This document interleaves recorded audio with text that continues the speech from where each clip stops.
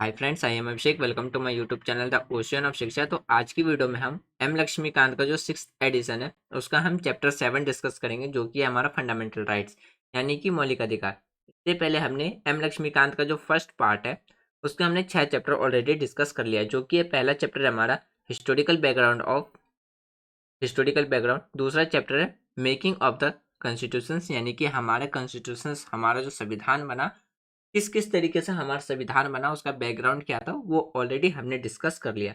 तीसरा चैप्टर था silent feature of the constitutions, यानी कि भारत के संविधान का जो प्रमुख विशेषता है वो क्या क्या है वो भी हमने डिस्कस कर लिया, जिसमें कि हमारे जो फंडामेंटल राइट्स थे, डीपीएसपी थे, फंडामेंटल ड्यूटीज थे, जो हमारे अमेंडमेंट थे, वो सब हमने इसमें डिस्कस किया था।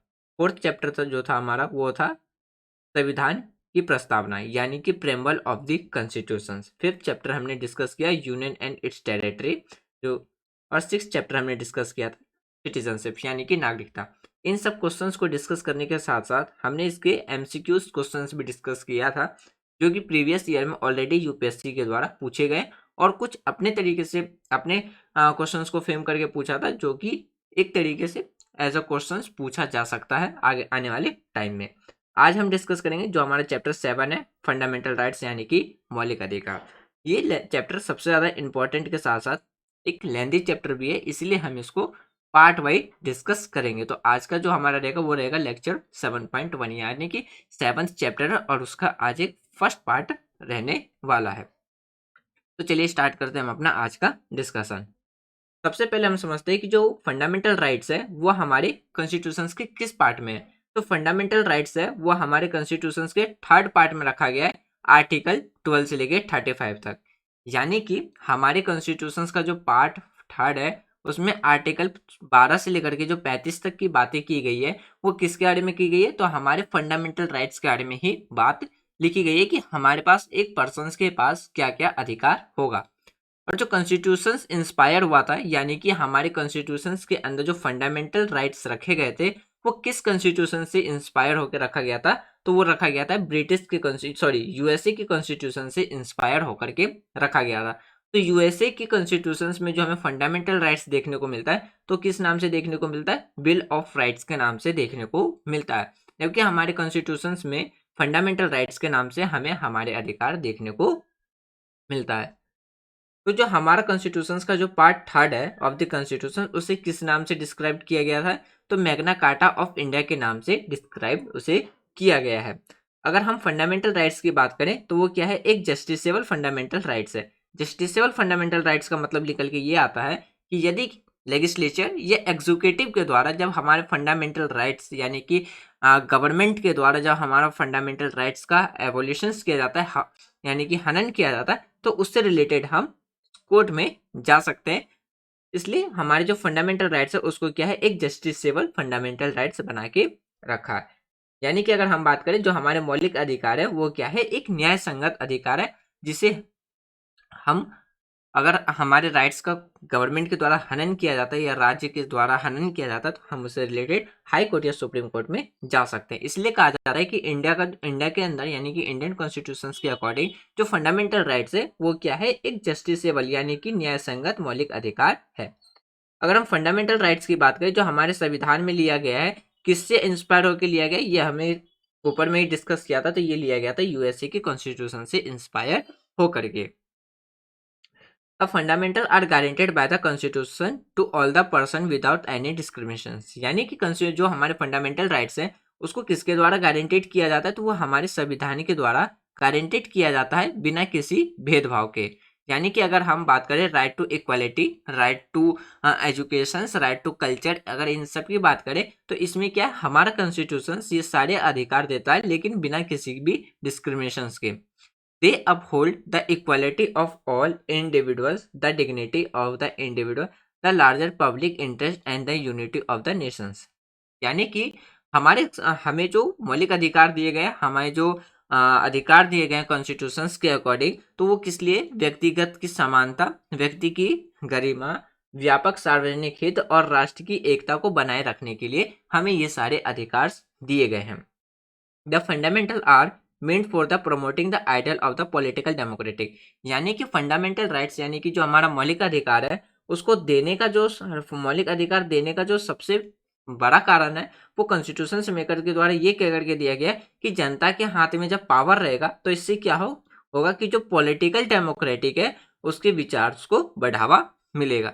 दे prevent the establishment of the एडोटेरियम और authoritarian and despotic rule in the country. यानी कि इसमें ये समझाने की कोशिश की जा रही है कि हमारे कंट्री के अंदर जो मौलिक अधिकार है वो किस चीज को रोकता है, एक निरंकुश और निरंकुश जो शासन है। जैसे कि हम अगर नॉर्थ कोरिया की बात करें तो वहां पे क्या है, कोई भी पर्सन जो फंडामेंटल राइट्स है वो एंजॉय नहीं कर सकता है। क्यों? क्योंकि वहां के लोगों के पास ऐसी कोई अधिकार ही नहीं है। तो इस चीज को रोकने के लिए हमारे कॉन्स्टिट्यूशन मेकर्स के द्वारा हर एक पब्लिक के हाथ में क्या दिया गया, एक कुछ फंडामेंटल राइट्स जो फंडामेंटल राइट्स है उसको दिया गया बिना किसी डिस्क्रिमिनेशन के साथ, ताकि हमारी कंट्री में क्या है, एक तो पॉलिटिकल डेमोक्रेटिक के आइडियल को प्रमोट मिले, दूसरा जो निरंकुश है यानी कि जो एक तानाशाह के शासन को रोकने के लिए हमें फंडामेंटल राइट्स की मतलब हमें कॉन्स्टिट्यूशन के अकॉर्डिंग फंडामेंटल राइट्स दिया गया।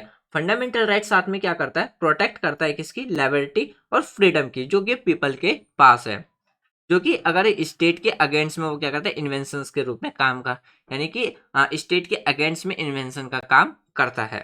समझा? ये बताने की कोशिश की जा रही है कि जो हमारा फंडामेंटल राइट्स है वो राज्य के द्वारा जो आक्रामक के खिलाफ लोगों की स्वतंत्रता और स्वतंत्रता की रक्षा करता है। वे कार्यपालिका के अत्याचार और विधायक के मनमाने कानून पर भी सीमाएं लगाने का काम करता है हमारा फंडामेंटल राइट। तो यही सारी चीजें बात को ध्यान में रखते हुए जो हमारे कॉन्स्टिट्यूशन में करते, तो उन्होंने हमें एक फंडामेंटल राइट्स हमें प्रोवाइड कराए गए ताकि हमारी जो कंट्री है एक क्या हो, एक मतलब एक यूनिटी कंट्री बन करके पब्लिक एक डेमोक्रेटिक यानी कि डेमोक्रेसी को प्रमोट करने के लिए और कंट्री में यूनिटी बनाए रखने के लिए हम सभी को बिना डिस्क्रिमिनेशन के आधार पे हमें अधिकार दिया गया। Fundamental rights are main so because they are guaranteed and the protect by the constitution. यानी कि हमारे पास जो मौलिक अधिकार है उसे मौलिक अधिकार नाम सिर्फ इसलिए दिया गया क्यों, क्योंकि इसे गारंटेड और प्रोटेक्ट किया जाता है हमारे कॉन्स्टिट्यूशन के द्वारा, which is the fundamental law of land. यानी कि हमारी जो मौलिक अधिकार है वो क्या है, वो देश के मौलिक कानून के रूप में है। ओरिजिनली अगर हम बात करें तो हमारे कॉन्स्टिट्यूशन में कितने 7 फंडामेंटल राइट्स हमें देखने को मिलते हैं। आर्टिकल 14 से 18 तक हमें राइट टू इक्वालिटी यानी कि समानता का अधिकार देखने को मिलता है। आर्टिकल 19 से लेकर 20 तक हमें राइट टू फ्रीडम यानी कि स्वतंत्रता का अधिकार देखने को मिलता है। आर्टिकल 23, 24 किस चीज के बारे में बात करता है, राइट अगेंस्ट एक्सप्लॉयटेशन का मतलब यानी कि शोषण के विरुद्ध के अधिकार हमें आर्टिकल 23 से 24 देखने को मिलता है। वहीं पे right to freedom of religious जो कि हमें 25 से 28 यानी कि धर्म की स्वतंत्रता का अधिकार हमें देखने को मिलता है। आर्टिकल 29, आर्टिकल 30 हमें क्या देखने को मिलता है, कल्चर एंड एजुकेशनल राइट्स देखने को मिलता है। और जो आर्टिकल 31 है राइट टू प्रॉपर्टी, जिसे रिमूव करके यानी कि जो हमारा 42nd कॉन्स्टिट्यूशन अमेंडमेंट था उसमें क्या है, रिमूव करके से एक लीगल राइट्स बना दिया गया। और जो अगर आर्टिकल 32 है वो किसके बारे में बात करता है, right to remedies. Right to remedies का मतलब ये, यदि राज्य के द्वारा या गवर्नमेंट के द्वारा पब्लिक का फंडामेंटल राइट्स जब हनन किया जाता है तो उससे रिलेटेड वो क्या है, किसी भी हाई कोर्ट या सुप्रीम कोर्ट में अपील कर सकता है कि उसके फंडामेंटल राइट्स का हनन किया जा रहा है। इसी वजह से क्या है, तो राइट टू कॉन्स्टिट्यूशनल रेमेडीज को डॉक्टर भीमराव अंबेडकर के द्वारा कॉन्स्टिट्यूशन का हार्ट एंड सोल कहा गया था। एक इंपॉर्टेंट बात ये निकल के आती है कि इमरजेंसी की ड्यूरेशन में सारे फंडामेंटल राइट्स क्या होते हैं, खत्म हो जाते हैं एक आर्टिकल 21 को छोड़ करके। तो यहाँ से एक यूपीएससी ने क्वेश्चंस पूछा था प्रीवियस ईयर में कि ऐसा कौन सा आर्टिकल है जो इमरजेंसी की ड्यूरेशन में वो हनन यानी कि उसको खत्म नहीं किया जा सकता, तो उसका आंसर था उस टाइम आर्टिकल 21। तो हमें जो फंडामेंटल राइट्स है वो कहाँ से देखने को मिलता है, आर्टिकल 14 से लेके 35 तक। अब बात करते हैं जैसे कि अगर हम बात करते हैं संपत्ति के अधिकार यानी कि राइट टू प्रॉपर्टी का, यहाँ पे एक मिस्टेक हो गई, यहाँ पे मैंने 42nd कॉन्स्टिट्यूशन अमेंडमेंट कहा था, तो 42nd नहीं था, 44th कॉन्स्टिट्यूशन अमेंडमेंट के द्वारा क्या किया गया था, तो जो राइट टू प्रॉपर्टी है उसको अमेंडमेंट करके क्या किया गया था, एक लीगल राइट बना दिया गया था। यानी कि जो 44th कॉन्स्टिट्यूशन अमेंडमेंट किया गया था 1978 में, उसे मौलिक अधिकार की सूची से हटा करके क्या बना दिया गया था, एक कानूनी अधिकार यानी कि एक संपत्ति के अधिकार को हटा करके एक लीगल राइट्स बना दिया गया था। इसे संविधान के भाग किसमें 12 में रखा गया और अनुच्छेद 300 यानी कि 300A के तहत क्या है, ये एक कानूनी अधिकार बन गया। यानी कि एक पर्सन कानूनी अधिकार के तहत क्या है, अपनी प्रॉपर्टी रख सकता है, लेकिन वो उसकी फंडामेंटल राइट्स नहीं होगा। तो इस तरीके से वर्तमान में केवल अब के सिर्फ 6 फंडामेंटल राइट्स रह गए हैं। तो फ्रेंड्स ये था हमारा आज का डिस्कशन, जिसमें हमने जो बेसिक है फंडामेंटल राइट्स उसको हमने डिस्कस किया। जैसे कि हमने डिस्कस किया 44th कॉन्स्टिट्यूशन अमेंडमेंट करके जो राइट टू प्रॉपर्टी है उसको हटा करके एक लीगल राइट्स यानी कि एक कानूनी अधिकार बना दिया गया। फिर हमने कौन से आर्टिकल में किस अधिकार के बारे में बात की गई उसको हमने डिस्कस किया।